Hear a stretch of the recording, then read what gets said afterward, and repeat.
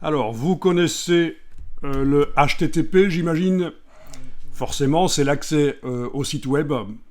Donc, c'est l'Hypertext Transfer Protocol. Donc, hypertexte parce que c'est un texte amélioré avec des balises pour pouvoir indiquer des titres, des paragraphes, avec des balises pour pouvoir insérer des images et avec des balises pour pouvoir faire des liens cliquables qui vous mènent vers d'autres pages. C'est l'Hypertext Transfer Protocol. Et donc, c'est ce qu'on appelle le 3xW, le World Wide Web.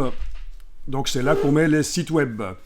Mais à côté de ça, sur le réseau, il y a le FTP. Donc, c'est un autre protocole qui est à côté, on va dire, du HTTP. Et c'est un protocole pour le transfert de fichiers sur le web. Et ça ne passe pas par le web en fait. Donc j'ai fait une erreur. Quand je dis sur le web, c'est sur le réseau, c'est le transfert de fichiers, mais on ne passe pas par le World Wide Web. Et donc en fait, c'est plus rapide.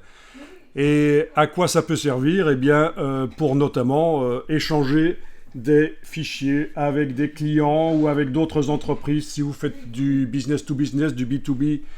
Alors là, vous pourriez dire... Oui, mais on peut toujours utiliser un WeTransfer ou d'autres choses pour transférer des fichiers, on peut les envoyer par mail, etc.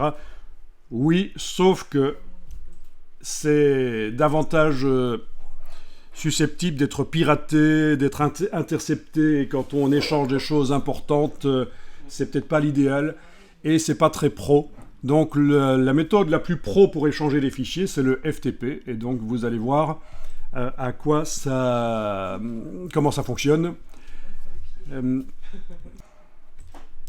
Et en fait, donc, on va avoir accès à un espace serveur.